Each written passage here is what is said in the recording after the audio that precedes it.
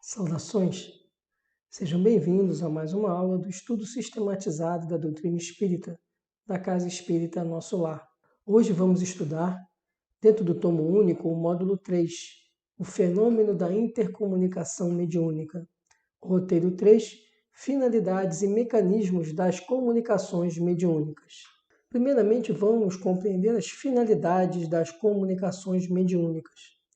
No obra que é Espiritismo, item 50, Kardec faz a seguinte consideração: o fim providencial das manifestações é convencer os incrédulos de que tudo para o homem não se acaba com a vida terrestre e dar aos crentes ideias mais justas sobre o futuro. Os bons espíritos nos vêm instruir para nosso melhoramento e avanço, e não para revelar-nos o que não devemos saber ainda, ou o que só deve ser conseguido pelo nosso trabalho. Se bastasse interrogar os espíritos para obter a solução de todas as dificuldades científicas ou para fazer descobertas e invenções lucrativas, todo ignorante podia tornar-se sábio sem estudar, todo preguiçoso ficar rico sem trabalhar. É o que Deus não quer. Os espíritos ajudam o homem de gênio pela inspiração oculta, mas não o eximem do trabalho nem das investigações, a fim de lhe deixar o mérito. O primeiro ponto importante é para que não serve a comunicação espírita. Então, Kardec aqui fala das finalidades e diz quais não são.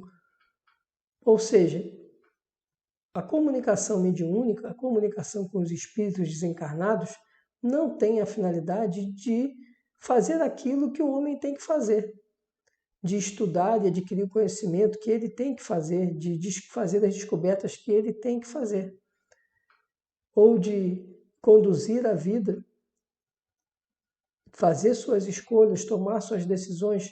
Tudo isso não cabe aos espíritos desencarnados. Então, a comunicação mediúnica não tem essa finalidade de dar ao encarnado uma facilidade. A finalidade das comunicações é esclarecer, é mostrar que existe uma vida de caráter imaterial. No item 53, ainda na obra que é Espiritismo, Kardec fala: as manifestações não são, pois, destinadas a servir aos interesses materiais. Sua utilidade está nas consequências morais que delas dimanam. Não tivessem elas, porém, como resultado, senão fazer conhecer uma nova lei da natureza, demonstrar materialmente a existência da alma e sua imortalidade, e já isso seria muito, porque era largo caminho novo aberto à filosofia. Kardec, então, ele arremata justamente que nenhuma comunicação mediúnica ela vai vir com a finalidade de atender a uma necessidade material do homem. A finalidade das comunicações mediúnicas é abrir ao homem a compreensão das leis morais, abrir ao homem a compreensão da vida no mundo espiritual e da imortalidade da alma. No Livro dos Espíritos, na questão 935, Kardec fez a seguinte pergunta: que se deve pensar da opinião dos que consideram profanação as comunicações com o além-túmulo? E a resposta que a espiritualidade dá a Kardec é a seguinte: não pode haver nisso profanação, quando haja recolhimento e quando a evocação seja praticada respeitosa e convenientemente. A prova de que assim é, tendes no fato de que os espíritos que vos consagram afeição acodem com prazer ao vosso chamado. Sentem-se felizes por vos lembrardes deles e por se comunicarem convosco. Haveria profanação se isso fosse feito levianamente. Outra questão importante na comunicação mediúnica é a seriedade da comunicação, o recolhimento do ato, o respeito nessa comunicação.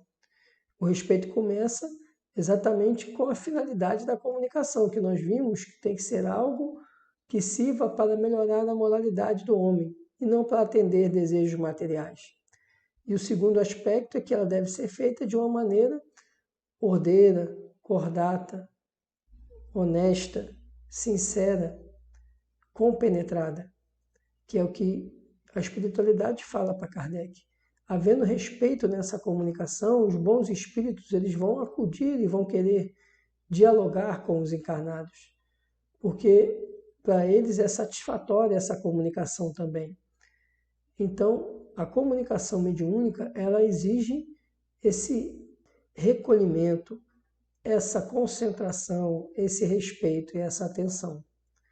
Então, apesar de muitos se valerem da Bíblia, principalmente o Antigo Testamento, para dizer que essa comunicação com os mortos é algo que não é de Deus, é preciso compreender que a comunicação é sim uma possibilidade que faz parte das leis divinas. Esse intercâmbio mundo material, mundo espiritual. E que, havendo respeito e seriedade na comunicação, não há que se falar em profanação ou em desrespeito aos mortos. Sobre essa questão, Kardec faz os seguintes comentários. A possibilidade de nos pormos em comunicação com os espíritos é uma dulcíssima consolação, pois que nos proporciona meio de conversarmos com os nossos parentes e amigos que deixaram antes de nós a terra. Pela evocação, aproximamo-los de nós. Eles vêm colocar-se ao nosso lado, nos ouvem e respondem. Cessa assim, por bem dizer, toda a separação entre eles e nós. Auxiliam-nos com seus conselhos, testemunham-nos o afeto que nos guardam e a alegria que experimentam por lembrarmos deles. Para nós, grande satisfação é sabê-los ditosos, informar-nos por seu intermédio dos pormenores da nova existência que passaram e adquirir a certeza de que um dia nos iremos a ele juntar. Kardec, então, aqui ele comenta que esse diálogo com os espíritos desencarnados, com o, abre aspas, mortos, é um diálogo que propicia a nós o consolo, propicia a nós a compreensão da existência de uma vida que é muito mais ampla do que essa vida material. E ouvir os conselhos e orientações dos espíritos desencarnados é uma forma de nos auxiliar moralmente, repitamos, no nosso crescimento, na nossa evolução. Na questão 973 do Livro dos Espíritos, Kardec perguntou: quais os sofrimentos maiores a que os espíritos maus se veem sujeitos? E a resposta foi: não há descrição possível das torturas morais que constituem a punição de certos crimes. Mesmo que as sofre, teria dificuldade em vos dar delas uma ideia. Indubitavelmente, porém, a mais horrível consiste em pensarem que estão condenados sem remissão. Nessa questão da finalidade da comunicação mediúnica, é importante lembrar desse papel esclarecedor também para os espíritos desencarnados. E isso tem relação com essa pergunta de Kardec: quais são os sofrimentos que os espíritos inferiores ou espíritos maus, como ele fala aqui na questão, estariam sujeitos. E a questão é exatamente moral. Mais uma vez, a importância, por que a comunicação mediúnica se presta ao desenvolvimento da moralidade, para que quando nós chegarmos no momento de encerrar a jornada carnal, tenhamos a consciência preparada e não venhamos a sofrer com os nossos erros, com os nossos equívocos, e passar por essas torturas morais que a espiritualidade informa Kardec. Nessa questão, Kardec faz os seguintes comentários. Das penas e gozos da alma após a morte, forma o homem ideia mais ou menos elevada, conforme o estado de sua inteligência. Quanto mais ele se desenvolve, tanto mais essa ideia se apura e se escoima na matéria. Compreende as coisas de um ponto de vista mais racional, deixando de tomar ao pé da letra as imagens de uma linguagem figurada. Ensinando-nos que a alma é um ser todo espiritual, a razão mais esclarecida nos diz, por isso mesmo, que ela não pode ser atingida pelas impressões que apenas sobre a matéria atuam. Não se segue, porém, daí que esteja isenta de sofrimentos, nem que não receba o castigo de suas faltas. As comunicações espíritas tiveram como resultado mostrar o estado futuro da alma, não mais em teoria, porém na realidade. Põe-nos diante dos olhos todas as peripécias da vida de além-túmulo. Ao mesmo tempo, entretanto, nos-las mostram como consequências perfeitamente lógicas da vida terrestre. E, embora despojadas do aparato fantástico que a imaginação dos homens criou, não são menos pessoais para os que fizeram mau uso de suas faculdades. Infinita é a variedade dessas consequências. Mas, em tese geral, pode-se dizer que cada um é punido por aquilo em que pecou. Assim é que uns o são pela visão incessante do mal que fizeram, outros pelo pesar, pelo temor, pela vergonha, pela dúvida, pelo insulamento, pelas trevas, pela separação dos entes que lhes são caros. O importante desse comentário de Kardec é nós compreendermos como a comunicação mediúnica ela veio nos propiciar o esclarecimento, não só o consolo, mas principalmente o esclarecimento, ao nos mostrar que determinados equívocos extrapolam essa jornada física e vão repercutir na eternidade, repercutir na nossa vida espiritual. Não será eterno, mas nós demoraremos mais tempo para solucionar esses problemas que nós mesmos causamos. E a comunicação mediúnica, ela vem como um porta-voz, como um divulgador desses equívocos, para acelerar a nossa evolução, para que possamos corrigir mais rapidamente nossos erros, de maneira a não trazer no futuro as consequências desses equívocos. No obra que é o Espiritismo, item 23, Kardec explica o seguinte: o que faz nascer na mente de muitas pessoas a dúvida sobre a possibilidade das comunicações de além-túmulo é a ideia falsa que fazem do estado da alma depois da morte. Figuram um sereno, um sopro, uma fumaça, uma coisa vaga, apenas apreensível ao pensamento, que se evapora e vai. Não se sabe para onde, mas para lugar tão distante que se custa a compreender que dela possa tornar a terra. Se, ao contrário, considerarmos a indolina o corpo fluídico semimaterial, formando com ele um ser concreto e individual, as suas relações com os viventes nada têm de incompatível com a razão. Então, aqui, Kardec ele explica que muitas vezes o equívoco de se não aceitar ou não compreender as comunicações mediúnicas está realmente atrelado à nossa percepção da vida futura. Quando achamos que a morte é o fim, realmente não podemos imaginar como alguém que passou pela morte possa continuar se comunicando com um ser vivente aqui na Terra. Mas se compreendermos que a morte não é o fim e que o espírito ele continua ainda com um outro elemento que é o perispírito, e vai ser através desse elemento que vai haver comunicação, que vai haver o contato, é que nós podemos compreender essa comunicação mediúnica como algo factível. Vamos então agora conhecer os mecanismos das comunicações mediúnicas. E o primeiro, nós precisamos entender o papel exercido pelo perispírito. Em ambas póstumas, no trecho O Perispírito como princípio das manifestações, no item 9, Kardec explica o seguinte: os espíritos, como já foi dito, têm um corpo fluídico, a que se dá o nome de perispírito. Sua substância é aurida do fluido universal ou cósmico, que o forma e alimenta, como o ar forma e alimenta o corpo material do homem. O perispírito é mais ou menos etéreo, conforme os mundos e o grau de depuração do espírito. Nos mundos e nos espíritos inferiores, ele é de natureza mais grosseira e se aproxima muito da matéria bruta. Então, inicialmente, nós vamos recapitular o que vem a ser o perispírito. Lembramos que, enquanto encarnados, nós temos corpo físico, perispírito e espírito. Quando desencarnamos, cessa a atividade do corpo físico e remanesce o espírito e o seu perispírito. O perispírito, então, é como se fosse, abre aspas, o corpo do espírito. E esse perispírito ele vai mudar de acordo com a natureza do ambiente onde o espírito se encontra e também com a categoria de elevação do espírito. Quanto mais elevado moralmente, mais sutil, menos denso será o perispírito. Quanto mais inferiorizado, mais denso. Se está no mundo inferior, mais denso o perispírito. No mundo superior, menos denso o perispírito. Seguindo no item 10, Kardec fala o seguinte: durante a encarnação, o espírito conserva o seu perispírito, sendo-lhe o corpo apenas um segundo evoltório, mais grosseiro, mais resistente, apropriado aos fenômenos que tem de prestar-se e do qual o espírito se despoja por ocasião da morte. O perispírito serve de intermediário ao espírito e ao corpo. É o órgão de transmissão de todas as sensações.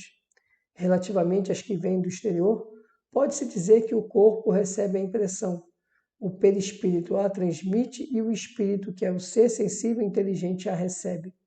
Quando o ato é de iniciativa do espírito, pode dizer-se que o espírito quer, o perispírito transmite e o corpo executa. Veja que agora, nesse item, Kardec ele explica esse papel do perispírito, de funcionar como se fosse um intermediário, uma placa de interface entre o espírito e o corpo físico. O espírito, então, recebe as sensações, os efeitos que estão submetidos ao corpo físico. O perispírito ele recebe essas informações e transmite ao espírito. O espírito, então, tomará as decisões e as ações que ele quer que o corpo físico, execute. Então, o espírito pensa, determina as ações, impulsiona a sua vontade. O perispírito vai transmitir ao corpo físico as ordens necessárias a esse conjunto de ações que o espírito deliberou. No Livro dos Médiuns, capítulo 4, item 74, pergunta 19. Por que é que nem toda gente pode produzir o mesmo efeito e não tem todos os médiuns o mesmo poder? E a resposta é a seguinte: isto depende da organização e da maior ou menor facilidade com que se pode operar a combinação dos fluidos. Influi também a maior ou menor simpatia do médium para com os espíritos que encontram nele a força fluídica necessária. Dá-se com esta força o que se verifica com a dos magnetizadores, que não é igual em todos. A esse respeito, há mesmo pessoas que são de todo refratárias, outras com as quais a combinação só se opera por um esforço de vontade da parte delas, outras, finalmente, com quem a combinação dos fluidos se efetua tão natural e facilmente que elas nem dão por isso e servem de instrumento a seu mau grado, como atrás dissemos. Nota a respeito dessa resposta. Esses fenômenos têm, sem dúvida, por princípio, o magnetismo, porém não como geralmente o entendem. A prova está na existência de poderosos magnetizadores que não conseguiram fazer que uma pequenina mesa se movesse, e na de pessoas que não lograram magnetizar ninguém, nem mesmo uma criança, as quais, no entanto, basta que ponham os dedos sobre uma mesa pesada para que esta se agite. Assim, desde que a força mediúnica não guarda proporção com a força magnética, é que outra causa existe. O que Kardec nos explica é que a diferença dos médiuns, de habilidades dos médiuns, de potenciais dos médiuns, está relacionada exatamente à sua capacidade mediúnica. Há médiuns que têm uma capacidade muito desenvolvida e que, portanto, conseguem facilmente servir-se de vínculo, de canal para a comunicação mediúnica, enquanto para outros é necessário um esforço e para outros essa comunicação é inexistente. E explica ainda Kardec que a mediunidade não se confunde com a magnetização. A mediunidade é um atributo do ser encarnado e não necessariamente o médium ele será um magnetizador e muito menos vice-versa. O indivíduo pode ser um hábil magnetizador e não ser dotado de mediunidade. Nova Gênese, capítulo 14, item 18, Kardec ele ensina: sendo apenas espíritos encarnados, os homens têm uma parcela da vida espiritual, visto que vivem dessa vida tanto quanto da vida corporal. Primeiramente, durante o sono e muitas vezes no estado de vigília. O espírito encarnado conserva, com as qualidades que lhe são próprias, o seu perispírito, que, como se sabe, não fica circunscrito pelo corpo, mas irradia o seu derredor e o envolve como que de uma atmosfera fluídica. Pela sua união íntima com o corpo, o perispírito desempenha preponderante papel no organismo. Pela sua expansão, põe o espírito encarnado em relação mais direta com os espíritos livres e também com os espíritos encarnados. O pensamento do encarnado atua sobre os fluidos espirituais, como dos desencarnados, e se transmite de espírito a espírito pelas mesmas vias e, conforme seja bom ou mal, saneia ou vicia os fluidos ambientes. Desde que esses se modificam pela projeção dos pensamentos do espírito, seu invólucro perispirítico, que é a parte constituinte do seu ser e recebe de modo direto e permanente a impressão de seus pensamentos, há de ainda mais guardar a de suas qualidades boas ou más. Os fluidos viciados pelos eflúvios dos maus espíritos podem depurar-se pelo afastamento destes, cujos espíritos, porém, serão sempre os mesmos, enquanto o espírito não se modificar a si próprio. Sendo o perispírito dos encarnados de natureza idêntica dos fluidos espirituais, ele os assimila com facilidade, como uma esponja se embebe de um líquido. Esses fluidos exercem sobre o perispírito uma ação tanto mais direta, quanto por sua extensão e sua irradiação, o perispírito com ele se confunde. Atuando esses fluidos sobre o perispírito, este, a seu turno, reage sobre o organismo material com que se acha em contato molecular. Se os eflúvios são de boa natureza, o corpo ressente uma impressão salutar. Se são maus, a impressão é penosa. Se são permanentes e enérgicos, os eflúvios maus podem ocasionar desordens físicas. Não é outra a causa de certas enfermidades.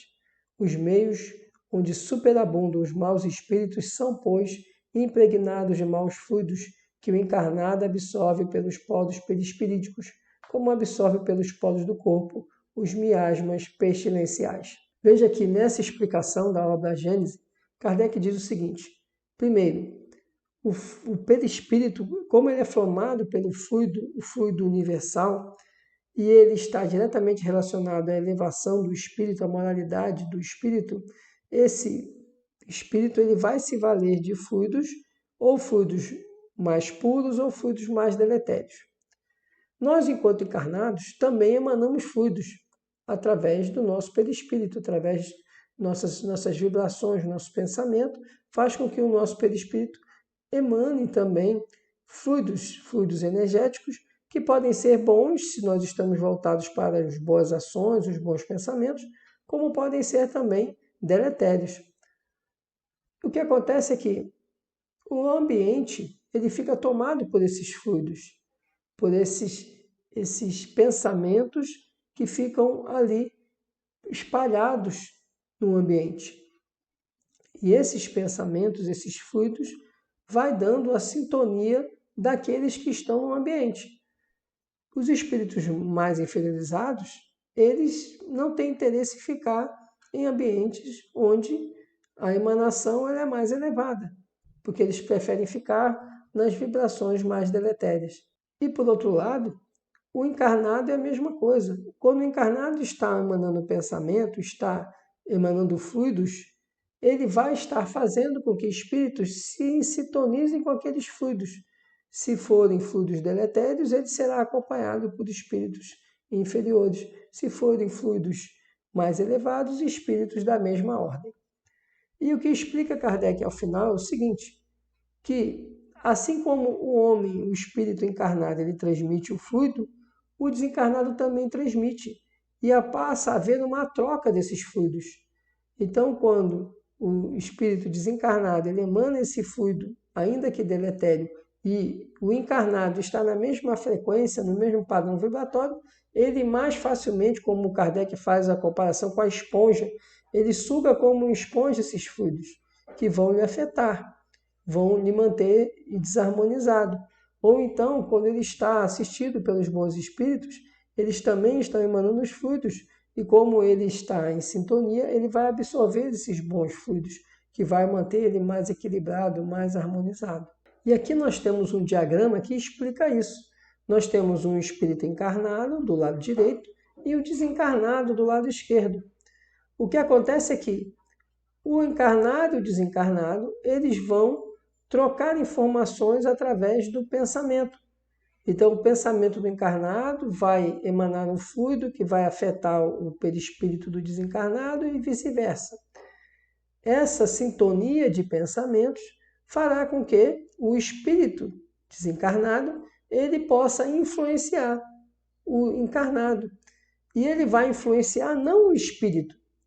Veja, ele vai influenciar o perispírito do encarnado e, com isso, o corpo físico vai tomar ações que o espírito desencarnado deseja que ele tome. Então, não é que o espírito desencarnado toma o lugar do espírito. É como se fosse uma extensão. É como se ligasse uma extensão entre o espírito desencarnado e o encarnado. Como que liga essa extensão? Através do perispírito. Ligou a extensão através do perispírito, aquele desencarnado consegue dar comandos, entre aspas, estou falando de uma maneira simbólica, dar comandos que o corpo físico do encarnado vai obedecer, vai cumprir, vai dar as ações. Então, daí a mão na psicografia, as cordas vocais na psicofonia e assim por diante. Então, precisamos entender que não há o desapossamento, digamos assim, do corpo físico pelo espírito encarnado. O espírito encarnado continua ali. Então, por isso que a palavra incorporação ela não é tecnicamente adequada, porque o espírito desencarnado ele não entra no corpo físico.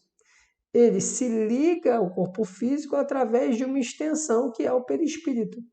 Então, ele se liga ao perispírito do encarnado e, através dessa ligação, ele passa a transferir comandos que vão fazer com que o corpo físico dê ações que o espírito desencarnado deseja. Vamos ver agora o papel exercido pela mente. No Livro dos Médiuns, capítulo 19, item 223, na pergunta 6, Kardec fez a seguinte pergunta. O espírito que se comunica por um médium transmite diretamente seu pensamento ou este tem por intermediário o espírito encarnado no médium? E a resposta é a seguinte: o espírito do médium é um intérprete, porque está ligado ao corpo que serve para falar e por ser necessário uma cadeia entre vós e os espíritos que se comunicam, como é preciso um fio elétrico para comunicar a grande distância uma notícia, e na extremidade do fio, uma pessoa inteligente que a receba e transmita. Então, ele está dizendo o seguinte, que o médium ele tem consciência do que o desencarnado está fazendo. Existe exceção, que é a questão dos médiuns inconscientes, mas isso nós vamos estudar com maior profundidade. Mas, a rigor, o médium ele tem a percepção do que o desencarnado está querendo fazer. E está fazendo, está falando, está escrevendo. Né? Ele consegue ter essa consciência do que está sendo emanado pelo espírito desencarnado. Na obra Nos Domínios da Mediunidade, no capítulo 1, nós temos o seguinte: somos, pois, vastíssimo conjunto de inteligências, sintonizadas no mesmo padrão vibratório de percepção, integrando um todo constituído de alguns bilhões de seres, que formam, por assim dizer, a humanidade terrestre. Nossa mente é, de Sartre, um núcleo de forças inteligentes, gerando plasma sutil, que, a exteriorizar-se incessantemente de nós, oferece recursos de objetividade às figuras de nossa imaginação, sob o comando de nossos próprios desígnios. Segundo é fácil de concluir, todos os seres vivos respiram na onda de psiquismo dinâmico que lhes é peculiar, dentro das dimensões que lhes são características ou na frequência que lhes é própria. Esse psiquismo independe dos centros nervosos, de vez que, fluindo da mente, é ele que condiciona todos os fenômenos da vida orgânica em si mesma. Examinando, pois, os valores anímicos como faculdade de comunicação entre os espíritos, qualquer que seja o plano em que se encontrem, não podemos perder de vista o mundo mental do agente e do recipiente, porquanto, em qualquer posição mediúnica, a inteligência receptiva está sujeita às possibilidades e a interpretações dos pensamentos que é capaz de produzir. Atraímos os espíritos que se afinam conosco, tanto quanto somos por eles atraídos. E se é verdade que cada um de nós somente pode dar conforme o que tem, é indiscutível que cada um recebe de acordo com aquilo que dá. Achando-se a mente na base de todas as manifestações mediúnicas, quaisquer que sejam os característicos em que se expressem, é imprescindível enriquecer o pensamento, incorporando-lhe os tesouros morais e culturais, os únicos que nos possibilitam fixar a luz que jorra para nós das esferas mais altas, através dos gênios da sabedoria e do amor que supervisionam nossas experiências. Precederam acertadamente aqueles que compararam nosso mundo mental a um espelho. Refletimos as imagens que nos cercam e arremessamos na direção dos outros as imagens que criamos. E como não podemos fugir ao imperativo da atração, somente retrataremos a claridade e a beleza que se instalarmos a beleza e a claridade no espelho da nossa vida íntima. O que André Luiz explica é o seguinte: nós temos a mente. A mente faz parte do espírito, né? Então não há como, na comunicação mediúnica, você não ter esse filtro da mente. Não que a mente vá intervir na comunicação, mas como o médium ele percebe o que está sendo comunicado, ele pode atuar ativamente na comunicação. Mas o bom médium é aquele que permite a fluidez da comunicação sem intervir, sem entrar no processo que se chama anímico. O animismo é justamente quando o encarnado ele entra nessa comunicação entre desencarnado e encarnado, né, perispíritos vinculados, mas o animismo é quando o espírito encarnado, ele começa a intervir nessa comunicação que deveria ser livre do desencarnado e começa a alterá-la, começa a ajustá-la para aqueles padrões que ele entende como correto. Quando ele faz isso, entra o processo que chama processo anímico, em que, na verdade, você não tem uma comunicação mediúnica, mas sim uma comunicação ou uma interferência do próprio encarnado na comunicação e que desnatura a origem e o sentido original que o desencarnado pretendia dar àquele assunto ou aquele tema que estava sendo tratado. Outro aspecto é que, como a mente ela está ligada ao espírito, a mente vai refletir os pensamentos e vai refletir também a nossa vinculação, a nossa atração aos bons ou aos maus espíritos. Por isso que André Luiz encerra a fala dele dizendo que a mente é um espelho, que nós imprimimos aquilo que nós sentimos e isso se reflete para todos que vão olhar esse espelho. Sintonia mediúnica. Na obra Mecanismos da Mediunidade, capítulo 6, nós temos a seguinte explicação de André Luiz. Conceito de circuito mediúnico. Aplica-se o conceito de circuito mediúnico à extensão do campo de integração magnética em que circula uma corrente mental, sempre que se mantenha a sintonia psíquica entre seus extremos, ou mais propriamente, o emissor e o receptor. O circuito mediúnico, dessa maneira, expressa uma vontade-apelo ou uma vontade-resposta, respectivamente, no trajeto de ida ou de volta, definindo o comando da entidade comunicante e a concordância do médium. Fenômeno esse exatamente aplicável tanto à esfera dos espíritos desencarnados quanto à dos espíritos encarnados, porquanto exprime conjugação natural ou provocada nos domínios da inteligência, totalizando os serviços de associação, assimilação, transformação e transmissão da energia mental. André Luiz agora nos explica o sentido desse circuito, que eu usei o termo parecido, eu chamei de extensão, como extensão de energia elétrica. Esse circuito mediúnico que André Luiz explica é justamente essa interligação entre o perispírito do encarnado e do desencarnado. Essa troca de informações entre esses perispíritos é que é o circuito mediúnico. Quando o desencarnado está comunicando, o espírito encarnado ele percebe o que está sendo feito naquela comunicação e ele pode interferir ou não. Por isso que fala André Luiz em vontade-resposta ou vontade-apelo. O desencarnado faz uma vontade-apelo, por exemplo, e o encarnado uma vontade-resposta, ou vice-versa. O encarnado pode fazer uma vontade-apelo e o desencarnado uma vontade-resposta. É o mecanismo da prece, por exemplo, né, que o encarnado faz uma vontade de apelo e o espírito superior uma vontade de resposta. No livro dos Médiuns, capítulo 19, item 223, na primeira pergunta, Kardec pergunta: no momento em que exerce a sua faculdade, está o médium em estado perfeitamente normal? E a resposta é: está às vezes num estado mais ou menos acentuado de crise. É o que o fadiga. E é por isso que necessita de repouso. Porém, habitualmente, seu estado não difere de modo sensível do estado normal, sobretudo se trata de médiuns inscreventes.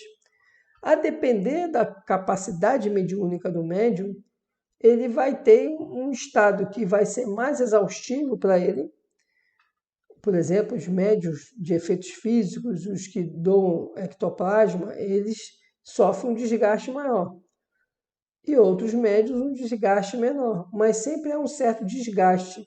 Por isso que o médium precisa da disciplina, não só de comportamento, de pensamento, de alimentação, de cuidar de seu corpo físico e também de ter o repouso necessário para que ele seja um bom instrumento mediúnico.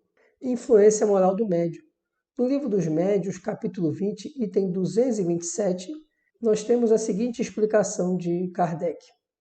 Se o médium, do ponto de vista da execução, não passa de um instrumento, exerce, todavia, influência muito grande sobre o aspecto moral, pois que, para se comunicar, o espírito desencarnado se identifica com o espírito do médium. Esta identificação não se pode verificar se não havendo entre um e outro simpatia, e se assim é lícito dizer-se afinidade. A alma exerce sobre o espírito livre uma espécie de atração ou de repulsão, conforme o grau da semelhança existente entre eles. Ora, os bons têm afinidade com os bons e os maus com os maus, de onde se segue que as qualidades morais do médium exercem influência capital sobre a natureza dos espíritos que por ele se comunicam. Se o médium é vicioso, em torno dele se vêm agrupar espíritos inferiores, sempre prontos a tomar o lugar dos bons espíritos evocados. As qualidades que de preferência atraem os bons espíritos são a bondade, a benevolência, a simplicidade do coração, o amor do próximo, o desprendimento das coisas materiais. Os defeitos que os afastam são o orgulho, o egoísmo, a inveja, o ciúme, o ódio, a cupidez, a sensualidade e todas as paixões que escravizam o homem à matéria.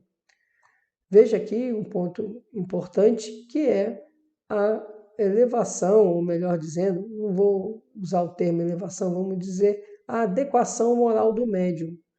O médium precisa ter o equilíbrio moral e a sua melhoria, a sua reforma íntima para que ele possa ser um canal mais efetivo para espíritos mais elevados. Como nos explica aqui Allan Kardec, os bons espíritos vão se aproximar dos médiuns que estejam moralmente adequados, assim como os maus espíritos vão se aproximar daqueles médiuns que estão moralmente inadequados. No Livro dos Médiuns, capítulo 20, item 228, Kardec comenta: todas as imperfeições morais são outras tantas portas abertas ao acesso dos maus espíritos. Aqui, porém, eles exploram com mais habilidade o orgulho, porque aqui a criatura menos confessa a si mesma.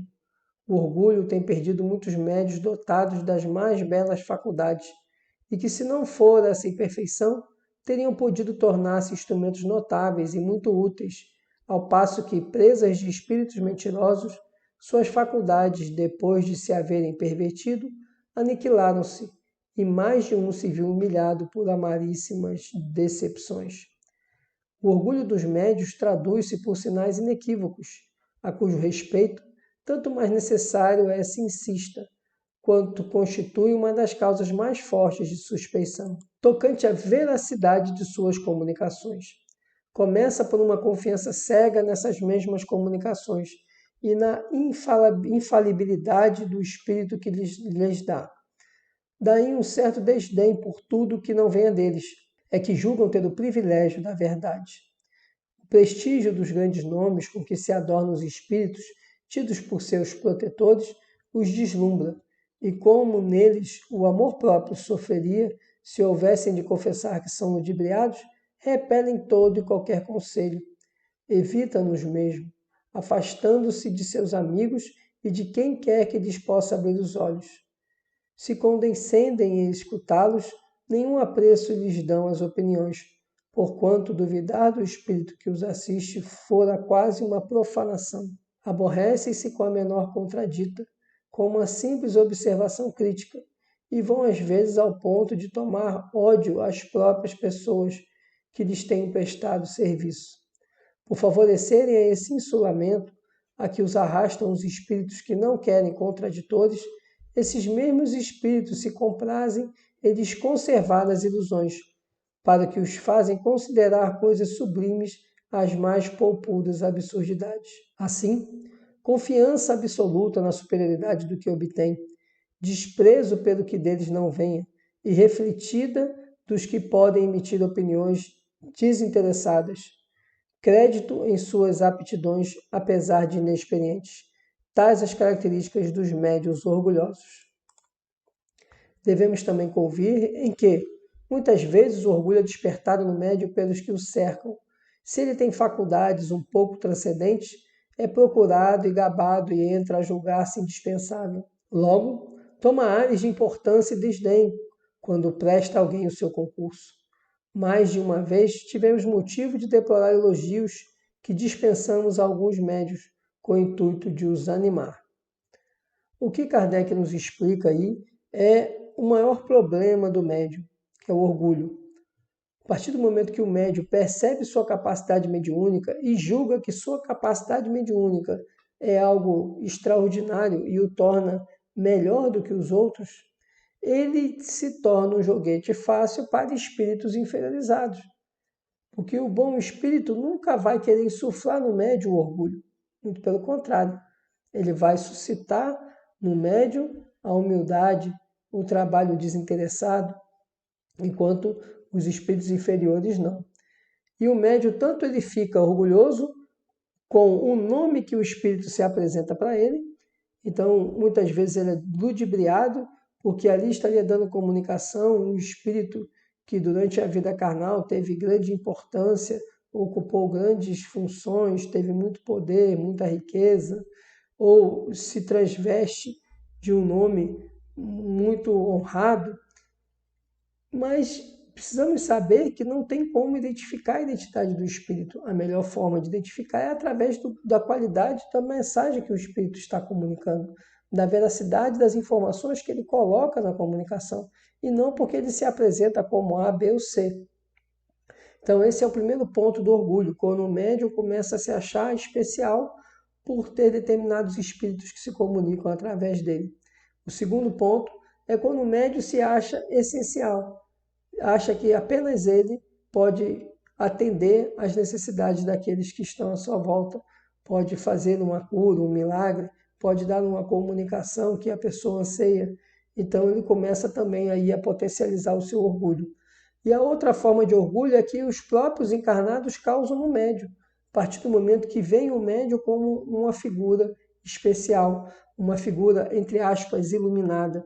E ao ver o médium nessa qualidade, exacerba no médium o orgulho. Esse era o conteúdo que tínhamos para a nossa aula. Muito obrigado a todos. Desejo muita paz, muita saúde e até nossa próxima aula.